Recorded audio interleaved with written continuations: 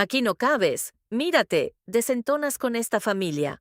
Haznos un favor a todos y vete por la puerta de atrás antes de que arruines la foto de mi verdadero hijo. Esas fueron las palabras exactas que mi padre escupió frente a 50 invitados. La crema innata de la ciudad, políticos locales con sonrisas ensayadas, empresarios engreídos y mujeres cubiertas de joyas que, en muchos casos, ni siquiera podían pagar. Todos guardaron un silencio sepulcral en el jardín de esa inmensa mansión colonial. El tintineo de las copas de cristal se detuvo. A mis espaldas, escuché la risita ahogada de mi madre, siempre sumisa, siempre cómplice de la crueldad de su esposo.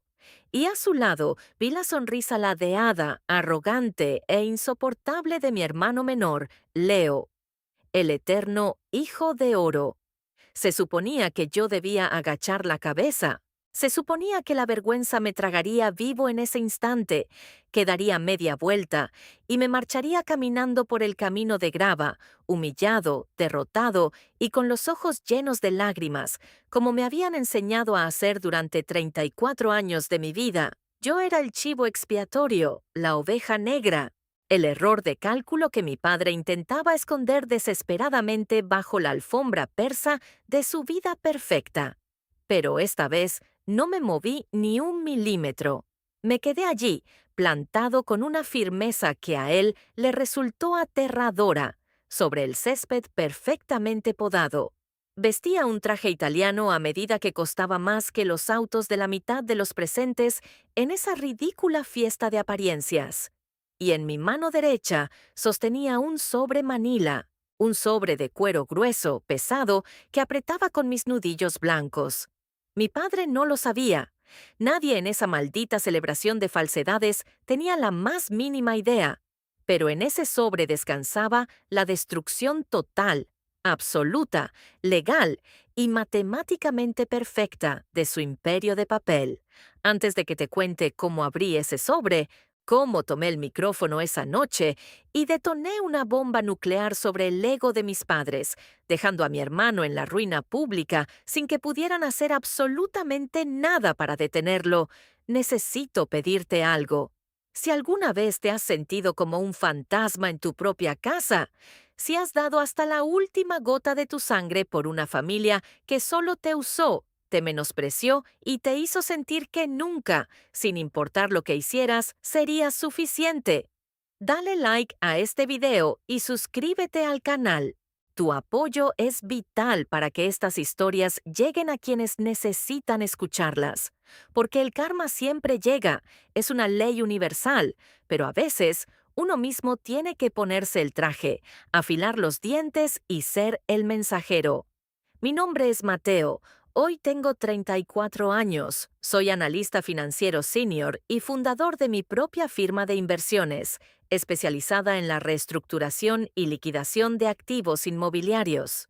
Trabajo en el piso 40 de un rascacielos de cristal en el centro financiero. Conduzco el auto deportivo que dibujaba en mis cuadernos cuando era niño. Y lo más importante de todo, mi cuenta bancaria tiene suficientes ceros como para garantizar que jamás tendré que pedirle un centavo ni un favor a absolutamente nadie en este mundo. Pero mi vida no empezó en la cima. Nadie me regaló un fideicomiso ni me abrió las puertas del éxito. Al contrario, cada dólar, cada pequeño triunfo, cada noche de sueño tranquilo que tengo hoy, fue construido a pulso sobre las cenizas de una infancia plagada de un rechazo sistemático, cruel y de una negligencia emocional que casi me destruye. Para que entiendas la magnitud de lo que ocurrió en ese jardín, tienes que entender a los monstruos con los que crecí. Mi padre, Arturo, era un hombre cuya brújula moral apuntaba en una sola dirección: el ¿qué dirán? Para él, el estatus social no era simplemente una preferencia de estilo de vida, era una religión fanática.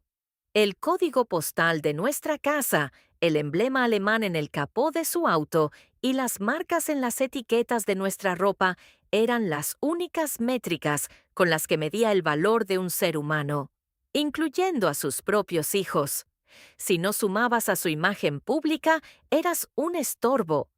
Mi madre, Elena, era un satélite frío que orbitaba exclusivamente alrededor del ego de mi padre.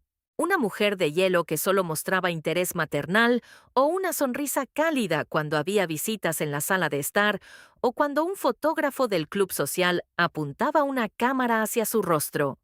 En la intimidad, era un fantasma que me ignoraba por completo. Y luego estaba Leo, mi hermano, 3 años menor que yo, pero nacido con un nivel de privilegio y protección que desafiaba toda lógica humana. Desde el instante en que Leo dio su primer respiro y lloró en el hospital, las leyes de la física en nuestra casa cambiaron para girar exclusivamente a su alrededor. La disparidad en el trato no era sutil, era un cuchillo que me clavaban todos los días y retorcían con una sonrisa. Si Leo sacaba un 4 en un examen de matemáticas, mi padre iba personalmente a la escuela al día siguiente a gritarle al profesor, amenazándolo con demandarlo y acusándolo de no tener la capacidad intelectual para entender la genialidad abstracta de su hijo. En cambio, si yo llegaba a casa con un boletín impecable, lleno de dieces, felicitaciones y menciones honoríficas, Arturo ni siquiera levantaba la vista de su periódico financiero. Su única respuesta, escupida con desdén, era un monótono. Es tu maldita obligación, Mateo. Para eso comes bajo mi techo, para eso pago tu existencia. Aún recuerdo con dolorosa y vívida claridad mis 16 años. Desesperado por tener algo propio, por no depender de las migajas que me lanzaban, conseguí un trabajo empaquetando productos y limpiando pisos en un supermercado local. Trabajaba turnos de 6 horas todas las tardes después de la escuela, soportando los gritos de los gerentes, limpiando vómito de los pasillos y aguantando el dolor punzante en mis pies. Mi objetivo era claro y obsesivo: comprarme una computadora portátil que necesitaba urgentemente para un curso avanzado de programación al que había logrado entrar por mis propios méritos. Me tomó 9 meses enteros de sudor y humillación. Ahorraba billete sobre billete, moneda sobre moneda, escondiéndolos en una vieja caja de zapatos bajo mi cama, detrás de unos abrigos rotos. Reuní exactos $850. Era mi tesoro, era mi boleto de salida. El viernes por la tarde que iba a ir a la tienda a comprarla, llegué a casa con el corazón latiendo a 1000 por hora. Entré corriendo a mi habitación, me arrodillé y busqué la caja. Estaba abierta y estaba completamente vacía. El pánico me asfixió. Sentí que el aire abandonaba mis pulmones. Corrí a la sala de estar, tropezando con mis propios pies, y la escena que vi me persigue hasta el día de hoy. Encontré a mi padre, sentado cómodamente en su sillón de cuero, contando mis billetes arrugados. Frente a él estaba Leo, jugando videojuegos en la consola de última generación que le habían regalado esa misma semana, sin siquiera prestar atención. «Papá, ese es mi dinero», dije con la voz quebrada y temblorosa, sintiendo que las lágrimas me quemaban los ojos. «Es para mi computadora. Llevo casi un año trabajando para eso». Arturo se giró lentamente. No había un ápice de culpa en su rostro. Con una calma perturbadora y sociópata, terminó de contar, dobló el fajo de billetes y lo guardó en el bolsillo interior de su saco de diseñador. «La familia se apoya, Mateo», dijo, usando ese tono de superioridad moral que tanto amaba. «Tu hermano se va de viaje de fin de curso a Europa la próxima semana. Necesita dinero para sus gastos diarios, para cenar bien, para moverse. Eres un egoísta, un niño resentido, si no entiendes que Leo necesita esta experiencia cultural para su desarrollo. Ya te compraré una computadora cuando haya presupuesto en esta casa». Nunca hubo presupuesto, jamás vi ese dinero de vuelta. Terminé haciendo mis proyectos escolares a mano, quedándome hasta las madrugadas o rogando a los bibliotecarios públicos que me dejaran usar las computadoras del gobierno durante 15 minutos más antes de cerrar. Esa tarde, a mis 16 años, aprendí la lección más brutal de mi vida.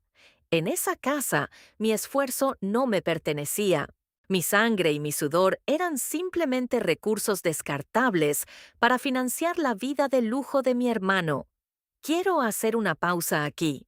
Si estás escuchando esto y tu sangre está hirviendo tanto como la mía en ese momento, ve a los comentarios ahora mismo.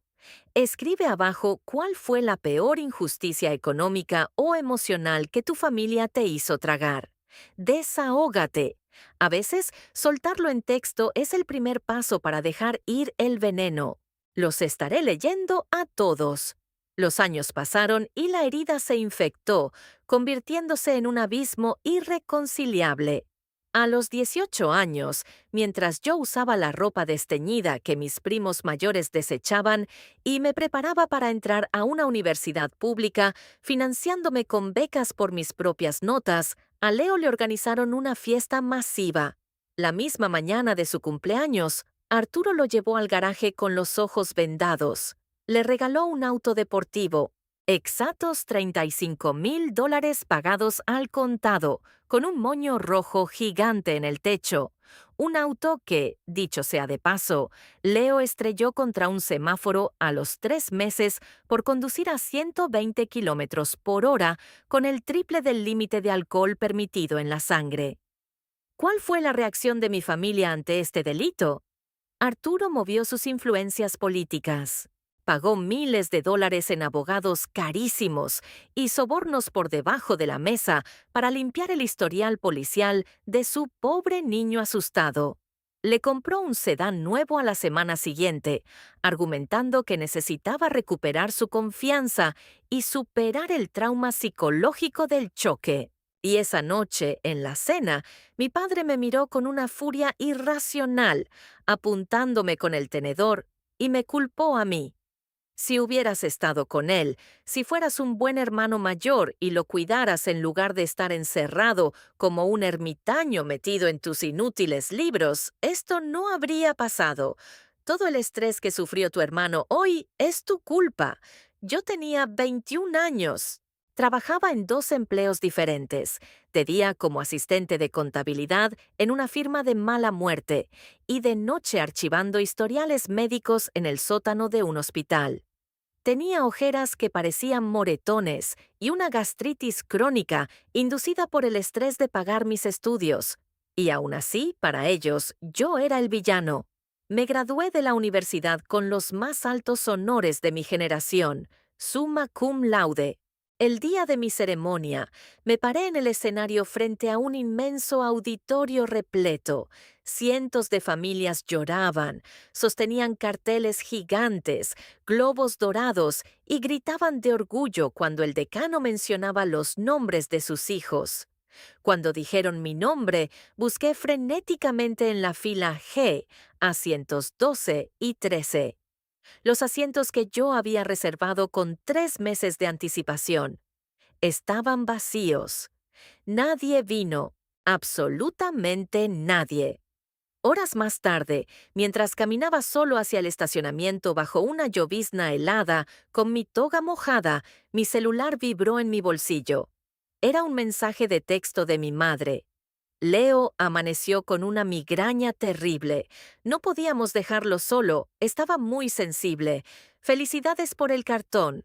Recuerda cerrar bien la puerta con seguro cuando llegues. La zona está peligrosa. Me senté en mi auto de segunda mano, puse las manos en el volante y lloré. Lloré en un silencio agónico hasta quedarme sin aire, hasta que me dolió el pecho físicamente. Y esa noche, con mi diploma de excelencia tirado en el asiento del copiloto, me hice una promesa inquebrantable. Dejaría de suplicar por agua en medio de un desierto. Cortaría la infección de raíz. Mientras yo comenzaba a escalar posiciones en el despiadado mundo financiero, pagando mis propios másteres y ahorrando con una ferocidad casi enfermiza, Leo demostró al mundo entero ser un experto en fracasar a lo grande. Convenció a mis padres de que el sistema universitario era para peones sin imaginación y que él era un visionario, un emprendedor nato que cambiaría el mundo. En una década, Leo fundó al menos 4 empresas. una marca de ropa urbana exclusiva que no logró vender ni 10 camisetas, una consultoría de criptomonedas que resultó ser una estafa piramidal, de la que mi padre tuvo que rescatarlo pagando compensaciones, y una productora de eventos musicales de la que lo echaron a patadas por desviar fondos hacia sus cuentas personales. Cada capricho estúpido, cada startup ridícula que fracasaba en 6 meses, fue subsidiada religiosamente por la obsesión ciega de mi padre. Arturo vació sus fondos de retiro, liquidó inversiones seguras que le tomaron décadas construir y comenzó a pedir créditos comerciales a tasas usurarias, todo para mantener la frágil fachada de que su amado hijo de oro era el próximo titán de los negocios. Pero el verdadero incidente incitante, el punto de no retorno absoluto que fracturó para siempre la palabra familia en mi vocabulario, ocurrió hace exactamente 2 años y 4 meses. Yo estaba en el clímax de una auditoría muy delicada en mi firma, a punto de cerrar un trato millonario, cuando recibí una llamada de un número no registrado. Era Arturo. No me había llamado ni enviado un solo mensaje en casi un año. Su voz al teléfono no tenía ese tono dictatorial, pedante y sobrado de siempre. Sonaba rasposa, urgente, ansiosa, casi arrinconada. Me exigió que nos viéramos. Me citó en una cafetería de mala muerte, lejos de los vecindarios lujosos que él solía frecuentar para que no lo vieran sus amigos del club. Llegué 15 minutos antes de la hora acordada. Cuando lo vi cruzar la puerta del local, me sorprendió. Parecía haber envejecido 10 años en 12 meses. Tenía el rostro demacrado, el traje ligeramente arrugado y sudaba frío. Se sentó frente a mí en la cabina de vinilo. No hubo un «¿Cómo has estado, hijo?», ni una sola disculpa por su ausencia en mi vida. Simplemente respiró hondo, metió la mano temblorosa en su maletín de cuero gastado, sacó una carpeta gruesa de color manila y la empujó sobre la mesa grasienta hacia mí. «Necesito que leas y firmes esto hoy mismo. No hay tiempo que perder», dijo mirando fijamente la mesa, evitando a toda costa el contacto visual directo conmigo. Abrí la carpeta con desconfianza. Era un contrato de préstamo comercial de altísimo riesgo con un banco privado.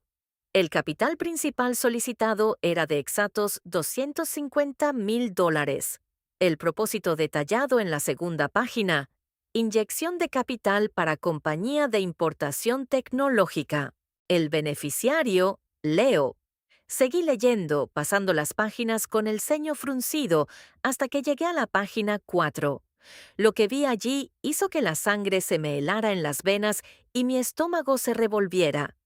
En la sección del fiador, del garante solidario responsable de la deuda total en caso de impago, estaba mi nombre completo, mi número de identificación, la dirección de mi casa y el nombre legal de mi exitosa empresa de inversiones.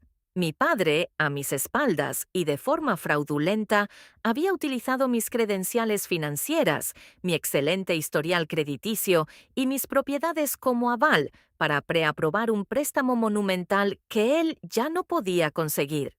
Solo necesitaba un pequeño detalle: mi firma de puño y letra. Me estaba pidiendo, sin ningún tipo de vergüenza, que pusiera mi casa, mi empresa, mis ahorros y mi libertad financiera como garantía directa para los delirios narcisistas de mi hermano. Si Leo no pagaba el $250,000, y era un hecho estadístico, matemático y absoluto que no lo haría porque jamás había pagado una deuda en su vida, el banco me lo quitaría absolutamente todo a mí. Ejecutarían mis bienes sin piedad. ¿Te volviste completamente loco?, susurré, sintiendo una mezcla de terror y un asco profundo. ¿Me estás exigiendo que firme mi propia sentencia de muerte financiera, que arriesgue todo lo que construí solo, por $250,000 para el parásito inútil de Leo? El rostro de Arturo se deformó. La falsa fragilidad de anciano cansado desapareció en una fracción de segundo y resurgió el tirano violento de mi infancia. Golpeó la mesa de la cafetería con los nudillos tan fuerte que volcó el servilletero y la gente a nuestro alrededor volteó a mirar. «No te atrevas a hablar así de tu hermano frente a mí», bramó con las venas del cuello a punto de estallar de furia. «Este es un negocio infalible. Es la oportunidad de su vida. Yo ya no tengo liquidez en este momento, pero tú sí. Tienes dinero acumulado que no usas para nada. Tienes éxito, tienes propiedades. Es tu deber de sangre, maldita sea. Si no lo ayudas ahora, si no firmas este papel, tu hermano lo perderá todo y terminará en la calle. ¿Entiendes eso?» Lo miré a los ojos, sintiendo que la última cadena invisible que me ataba a él acababa de romperse. Sentí una paz extraña y fría. «No, Arturo», dije en voz baja, llamándolo por su nombre de pila por primera vez en mi vida. «Leo no perderá nada. Tú eres el que lo perderá todo por protegerlo. Yo no voy a hundirme en tu Titanic. Búscate a otro idiota al cual exprimir». Me levanté despacio, tomé mi abrigo, dejé un billete de $10 en la mesa por el café que no tomé y di media vuelta hacia la salida. La voz de mi padre resonó a mis espaldas, inundando todo el local, llena de un odio puro, destilado y definitivo. «Si cruzas esa puerta, Mateo, te olvidas de nosotros. Para mí estás muerto. ¿Me escuchas? Estás muerto. Eres un miserable, un fracasado resentido que no merece llevar mi apellido. No eres mi hijo. Nunca lo fuiste». Empujé la puerta de cristal y salí a la calle. Lo dejé gritando solo en medio de la cafetería. Esa misma noche llegué a mi departamento, me serví un trago de whisky y bloqueé sus números de teléfono. Bloqueé sus correos electrónicos, sus redes sociales y envié una carta certificada prohibiéndoles acercarse a mi propiedad. Instauré un contacto cero absoluto, militar e impenetrable. Creí sinceramente que ese era el final de nuestra historia. Creí que al alejarme y convertirme en un fantasma, los había salvado a ellos de mi presencia y me había salvado a mí mismo de su toxicidad mortal. Estaba listo para seguir adelante y nunca volver a pronunciar sus nombres. Pero lo que mi padre no calculó en su furia ciega y arrogante esa tarde en la cafetería es que al intentar destruirme financieramente para salvar a su amado hijo de oro, acababa de presionar el botón de inicio. Acababa de iniciar el reloj de arena de su propia destrucción legal, financiera y pública. El karma ya venía en camino. Y yo iba a ser quien condujera el tren. El primer año tras cruzar esa puerta de cristal y aplicar el contacto cero fue, sin lugar a dudas, un descenso absoluto a los infiernos. Cortar los lazos con tu propia familia, incluso cuando son veneno puro para tu alma, no es una liberación inmediata. Es una amputación sin anestesia. El síndrome de abstinencia emocional te devora por dentro. Durante esos primeros 12 meses, me sumergí en una depresión funcional y silenciosa. De día, yo era el analista implacable, el tiburón financiero de traje impecable que cerraba tratos en salas de juntas con vista a la ciudad, pero de noche, al llegar a mi apartamento vacío, el silencio me aplastaba. Sufría de un insomnio crónico que me dejaba mirando el techo hasta las 4 de la madrugada, con el pecho apretado por ataques de pánico que me hacían sudar frío. Me arrastraba al baño, me sentaba en las baldosas heladas y me abrazaba las rodillas, atormentado por las dudas. ¿Había sido demasiado duro? ¿Sería yo el verdadero monstruo egoísta que mi padre decía que era? Para anestesiar ese dolor, me enterré vivo en el trabajo. Renuncié a mi puesto en la corporación y fundé mi propia firma de inversiones, arriesgando todos mis ahorros. Trabajaba 90 horas a la semana. Sobrevivía a base de café negro, antiácidos y la obsesión enfermiza de demostrarle al fantasma de mi padre que yo sí valía algo. Los números eran mi refugio. Los números no mienten, no te manipulan, no tienen hijos favoritos. Si sumas 2 más 2, el resultado siempre será exacto y justo. El tiempo, la terapia y el éxito profesional finalmente cicatrizaron la herida. 2 años y 2 meses después de esa última pelea en la cafetería, mi firma ya manejaba portafolios multimillonarios y yo había encontrado una paz mental que nunca creí posible. Estaba sanado, había soltado el rencor. Pero el universo tiene un sentido del humor retorcido y el destino siempre se encarga de entregar los recibos atrasados.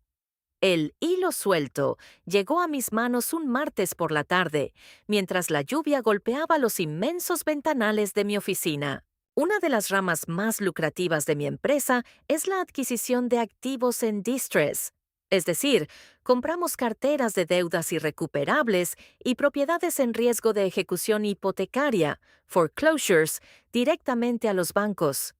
Estaba revisando un listado confidencial en mi monitor, un archivo encriptado con propiedades de alto valor que entrarían a subasta pública en el próximo trimestre.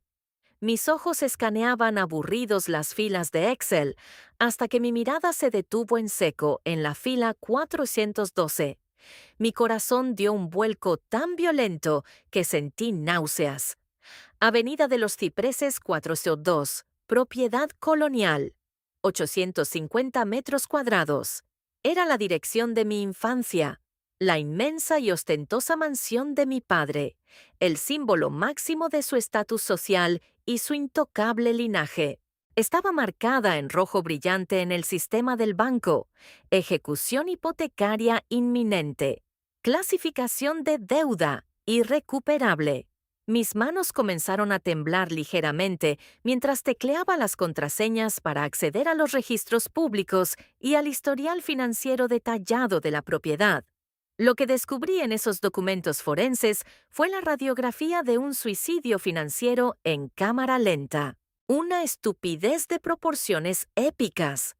Resulta que, después de que yo me negara rotundamente a firmar aquel contrato en la cafetería para avalar el préstamo de Leo, Arturo entró en pánico. Desesperado por financiar el delirio de su hijo de oro, cometió el peor pecado capital de las finanzas personales.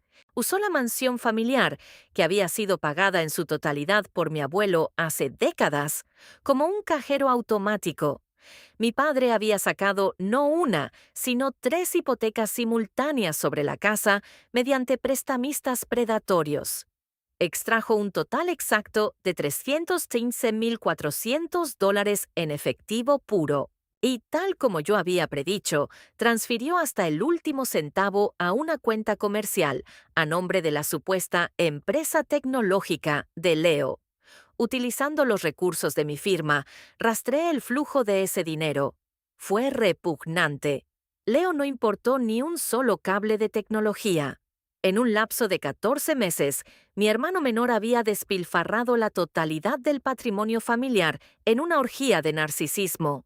Los extractos bancarios mostraban arrendamientos mensuales de $3,500 por un Porsche 911, facturas de $12,000 en mesas VIP de discotecas en Miami bajo el concepto de networking, transferencias de $45,000 perdidas en un esquema Ponzi de criptomonedas y pagos absurdos por viajes en yate a Ibiza. El dinero se había esfumado, y cuando los pagos mensuales de las 3 hipotecas comenzaron a rebotar, la bomba de tiempo se activó. Arturo estaba en la ruina absoluta. El banco llevaba 9 meses enviando notificaciones de embargo por correo certificado. Me imaginé a mi padre, consumido por la vergüenza y el terror de perder su sagrada imagen pública, interceptando al cartero todos los días, escondiendo las cartas de desalojo en el fondo de su caja fuerte para que mi madre y sus amigos del club de golf no se enteraran de que estaba quebrado. Leo, por supuesto, ni siquiera respondía a las llamadas de su padre. Estaba demasiado ocupado fingiendo ser un millonario en Instagram. La subasta pública de la mansión estaba programada para llevarse a cabo en exactamente 35 días. Me quedé mirando la pantalla durante 1 hora, en el más absoluto silencio. La primera reacción de un hijo normal habría sido levantar el teléfono, llamarlos, gritarles «se los advertí» o, quizás en un ataque de lástima, ofrecerles ayuda. Pero yo ya no era ese niño asustado que rogaba por amor. Yo era el hombre que ellos mismos habían forjado con su crueldad. Sabía perfectamente que si llamaba a mi padre, su ego narcisista le haría negar todo. Me insultaría de nuevo y luego me exigiría que pagara la deuda como si fuera mi obligación. No iba a confrontarlos. No iba a suplicarles que me dieran la razón. En lugar de eso, iba a preparar una trampa tan legal, tan silenciosa y tan letal, que cuando las mandíbulas de acero se cerraran sobre ellos, no tendrían a quién culpar más que a sí mismos. Llamé a mi equipo legal esa misma tarde. A través de una sociedad de responsabilidad limitada, LLC, llamada Aequitas Investments, registrada bajo un fideicomiso ciego para ocultar por completo mi identidad, me comuniqué con los ejecutivos del banco matriz. No esperé a la subasta. Negocié la compra directa de los pagarés en default. Transferí exactamente $322,150 en efectivo desde mi cuenta corporativa, cubriendo el capital y las penalidades de mora. En menos de 2 semanas, el juez firmó la orden de traspaso de bienes. Los documentos oficiales llegaron a mi escritorio en un grueso sobre manila de cuero. Las escrituras originales, selladas por el Estado. Técnica y legalmente, yo acababa de convertirme en el único dueño absoluto de la mansión de mi familia. Arturo, Elena y el parásito de Leo eran ahora, bajo las leyes del Estado, mis inquilinos morosos. Yo podía desalojarlos con una sola llamada al sheriff local, pero decidí esperar. A través de unos antiguos conocidos de la ciudad, me enteré de que el orgullo patológico de mi padre lo había empujado a cometer una última locura. A pesar de estar en quiebra, había maximizado sus últimas tarjetas de crédito para organizar una fiesta monumental por su 35 aniversario de bodas. Un evento elitista para 50 invitados que se llevaría a cabo el próximo sábado, exactamente en el jardín de la casa que ahora me pertenecía. Decidí que no cancelaría su fiesta. Al contrario, dejaría que armaran el escenario perfecto. Los dejaría subir al pedestal más alto posible, porque de esa forma la caída sería mucho más destructiva. El sábado por la noche, el clima era ridículamente perfecto. Estacioné mi auto deportivo a 2 cuadras de distancia. No quería alertarlos antes de tiempo. Caminé hacia la entrada de mi propia propiedad, vistiendo un traje oscuro impecable, sosteniendo el pesado sobre manila en mi mano derecha. El jardín trasero de la mansión estaba transformado en una escena de El Gran Gatsby, de bajo presupuesto. Arturo había quemado sus últimos cartuchos de crédito en esto. Había mesas con manteles de seda cruda, arreglos florales exóticos que debían costar miles de dólares, camareros con guantes blancos sirviendo champán francés y un cuarteto de cuerdas tocando en una esquina.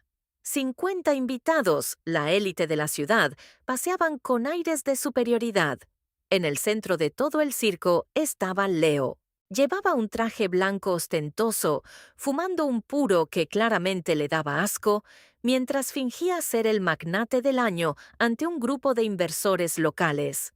A su lado, mi padre inflaba el pecho, aceptando felicitaciones por su aniversario y por el inminente nombramiento de su hijo menor como CEO de una firma internacional.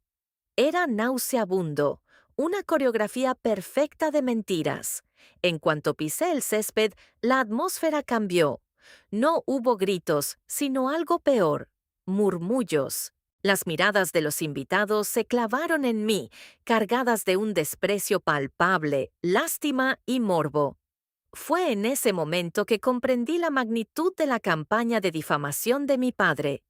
Mientras caminaba entre las mesas, escuché fragmentos de conversaciones venenosas. Es el hijo mayor, el que recayó en las drogas. Arturo me confesó que le robó a la empresa familiar. Pobre Elena, tener que lidiar con un delincuente. Durante 2 años, para justificar mi ausencia y ocultar su propia culpa, mi padre me había pintado sistemáticamente como un adicto ladrón que huyó de la ciudad por vergüenza. De repente, alguien me tomó del brazo con una fuerza sorprendente. Era la tía Clara, la hermana mayor de mi madre y jueza retirada del Tribunal Civil. Ella siempre fue la única persona imparcial de esa familia, estricta, pero inquebrantablemente justa. Mateo, ¿qué diablos haces aquí? Siseó Clara mirándome de arriba a abajo, visiblemente confundida al ver que mi aspecto no encajaba con el de un vagabundo. Arturo nos dijo que estabas internado en una clínica de rehabilitación. Vete ahora mismo antes de que llame a seguridad. Ya le has hecho suficiente daño a tus padres. No arruines este día. Le sonreí con una calma glacial. No me defendí. Simplemente levanté el sobre Manila, deslicé los documentos un par de centímetros y dejé que la jueza viera el sello oficial azul del Estado y el membrete del registro de la propiedad. Los ojos expertos de Clara se abrieron de par en par. Reconoció el formato legal al instante. «Solo quédate a observar, tía», le susurré, guardando el papel. «El verdadero espectáculo recién comienza». Clara dio un paso atrás, súbitamente pálida, y guardó silencio absoluto. En ese preciso instante, la música se detuvo abruptamente con un chirrido espantoso del violín. El murmullo cesó. Mi padre me había visto. Con el rostro enrojecido por la ira y el alcohol, Arturo caminó a zancadas pesadas hacia el centro del jardín. Tomó un micrófono del atril preparado para los discursos, me apuntó directamente con su copa temblorosa y, frente a los 50 invitados, pronunció las palabras que iniciarían su fin. «Aquí no cabes. Mírate, desentonas con esta familia. Haznos un favor a todos y vete por la puerta de atrás antes de que arruines la foto de mi verdadero hijo». El silencio fue ensordecedor. El escenario estaba listo. Era mi turno de hablar. «Aquí no cabes», hizo eco la voz de mi padre por los altavoces del jardín. «Haznos un favor a todos y vete por la puerta de atrás antes de que arruines la foto de mi verdadero hijo». No parpadeé, no retrocedí.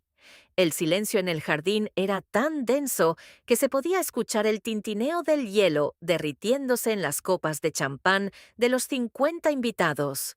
Caminé a paso lento, medido y firme hacia el centro de la pista de baile improvisada. La élite de la ciudad, los políticos y los empresarios se apartaban a mi paso como si yo fuera radiactivo. Mi padre me miraba desde el centro con un odio visceral, esperando que me encogiera de hombros, que bajara la cabeza y huyera como el niño asustado y manipulable que solía ser. Leo, a pocos metros de distancia, se reía por lo bajo con sus supuestos amigos inversores, disfrutando del espectáculo de mi humillación. Me detuve frente a Arturo. Le sostuve la mirada con tanta frialdad que él, instintivamente, dio un medio paso hacia atrás, perdiendo su postura de macho alfa. Le quité el micrófono de la mano con un movimiento suave, pero absolutamente innegociable. «Buenas noches a todos». Mi voz resonó clara, grave y carente de cualquier emoción por los enormes altavoces. Lamento la interrupción de esta hermosa y carísima celebración de 35 aniversario. Mi padre tiene toda la razón. Yo no encajo aquí. Nunca lo hice. Pero antes de irme por la puerta de atrás, como él tan amablemente sugirió, decidí traerles el verdadero regalo de la noche. Abrí el sobre Manila de cuero grueso. Saqué el primer fajo de documentos legales. Las hojas crujieron amplificadas por el micrófono. «Durante los últimos 2 años, Arturo les ha contado a todos ustedes, sus amigos del club de golf, sus socios y familiares, que yo soy un drogadicto, que le robé a la empresa familiar y huí de la ciudad por vergüenza». Una historia trágica, fascinante y muy conveniente para él. Pero los números, a diferencia de Arturo, no mienten, y mucho menos los registros públicos de la propiedad del Estado. Caminé un par de pasos hacia la tía Clara, la jueza jubilada que observaba la escena petrificada, y le entregué la primera carpeta. Clara, por favor, eres la única persona con autoridad moral y legal en esta familia. Lee el encabezado del primer documento para los presentes. Y dinos si ese sello en relieve del Tribunal Superior es auténtico. Clara, con las manos temblorosas, sacó sus gafas de lectura de su bolso de diseñador. Se acercó al micrófono que yo sostenía. Su voz, acostumbrada a dictar sentencias penales durante 30 años, sonó solemne y lapidaria en la noche estrellada. Es, es una escritura de propiedad y una orden judicial de traspaso por ejecución hipotecaria, emitida hace 14 días. Está validada y sellada por el juez federal. ¿Y a nombre de quién está la propiedad en la que estamos parados en este exacto momento, Clara? Pregunté, sin apartar la vista de los ojos aterrorizados de mi padre. Clara tragó saliva ruidosamente. A nombre de Aequitas Investments LLC, a nombre de tu firma, Mateo, a tu nombre. Un jadeo colectivo, agudo y escandalizado, recorrió el jardín. La copa de champán de mi madre se resbaló de sus manos temblorosas y se estrelló contra las baldosas de piedra, haciéndose añicos. El sonido estridente pareció despertar a Arturo del estado de shock. ¡Eso es fraude!, bramó mi padre, con el rostro inyectado en sangre, la vena del cuello a punto de reventar, acercándose para intentar arrebatarme los papeles.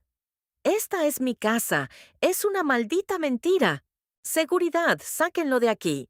No te acerques un centímetro más, le advertí, usando mi tono de sala de juntas, tan cortante que lo paralizó en seco. Esta no es tu casa, Arturo. Hace 9 meses que dejaste de pagar la primera de las 3 hipotecas predatorias y suicidas que sacaste a mis espaldas. Extrajiste exactamente $315,400 de liquidez de este inmueble que construyó mi abuelo. ¿Y para qué? Me giré lentamente hacia Leo. Su sonrisa arrogante se había borrado por completo del rostro. Estaba pálido, casi verde, sudando frío bajo su costoso traje blanco de lino. Para financiar al genio financiero de la familia, a nuestro querido hijo de oro.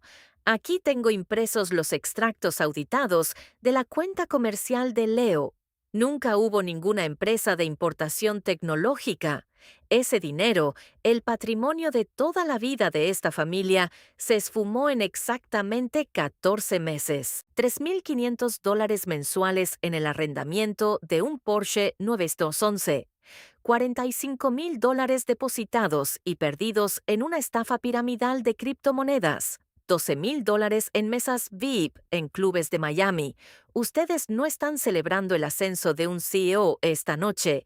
Están celebrando a un fraude absoluto y a un hombre que acaba de dejar a su esposa en la calle por no tener las agallas de decirle no a su hijo favorito.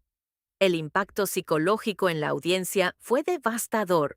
Los inversores locales que hace apenas 5 minutos le daban palmadas en la espalda a Leo, retrocedieron físicamente, apartándose de él como si estuviera contagiado de una enfermedad terminal.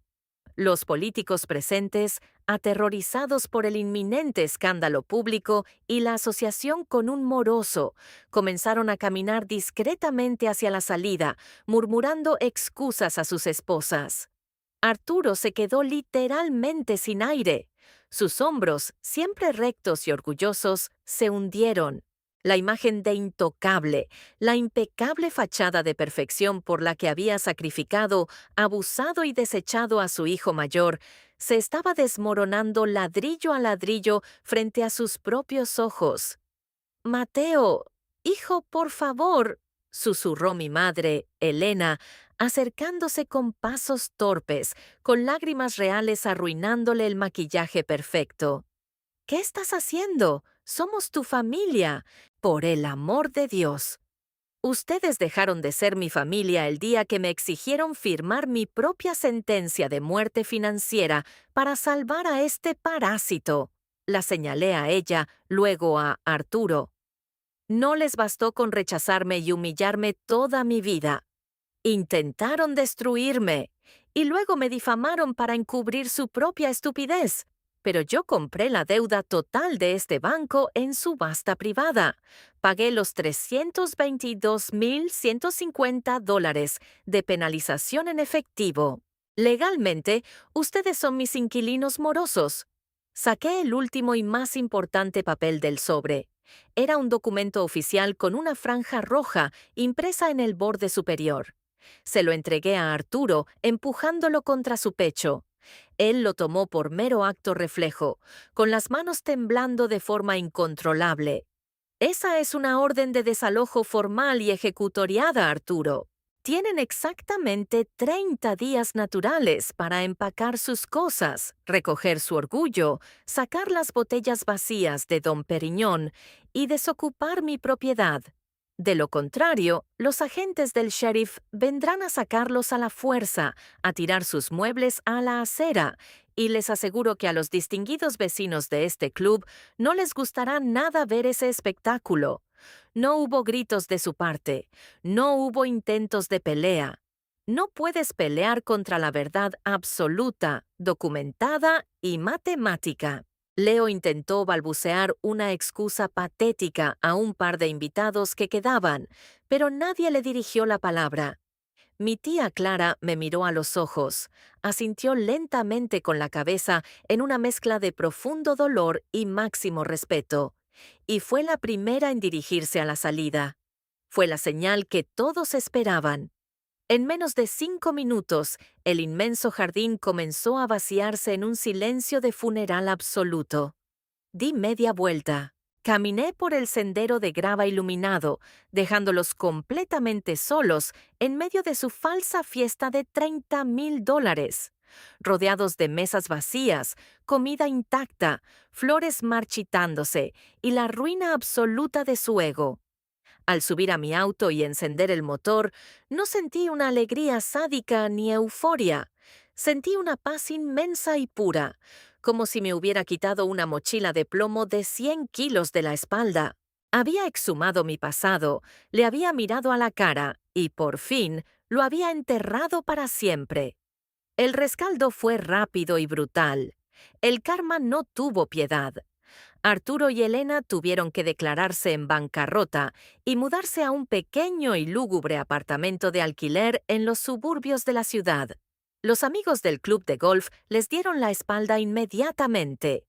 Leo, huyendo de los acreedores privados que aún lo perseguían por sus deudas de juego, desapareció del mapa. Según me enteré por terceros meses después, terminó trabajando como mesero en otro estado, sin amigos, sin lujos y, lo más importante, sin un papá millonario que le pagara los sobornos. Yo cumplí mi palabra, los desalojé al día 31. Puse la mansión colonial a la venta y utilicé esas ganancias millonarias para expandir las operaciones de mi firma a nivel internacional. Hoy en día, mantengo un contacto cero impenetrable. Mi verdadera familia es la que yo elegí, mi esposa, que me amó cuando era un simple oficinista, mis 2 hijos, a quienes jamás haré sentir inferiores, y los amigos leales que me apoyaron cuando no tenía nada. La sangre te hace pariente, pero solo la lealtad, el respeto mutuo y el amor incondicional te hacen familia. A veces, la única forma de curarte del veneno que te dieron de niño es tener el coraje de convertirte en el antídoto, no para salvar a quienes te lastimaron, sino para salvarte a ti mismo. Y ahora te pregunto a ti, que te quedaste conmigo hasta el final de esta historia. ¿Habrías perdonado a tu padre después de enterarte de lo que hizo? ¿O habrías ejecutado la trampa exactamente igual que yo? Déjame tu opinión sincera en los comentarios. Quiero leer tu perspectiva. No olvides suscribirte, dejar tu like y haz clic en el video que aparece ahora mismo en pantalla para escuchar otra historia de catarsis, venganza implacable y justicia pura. Nos vemos en la próxima.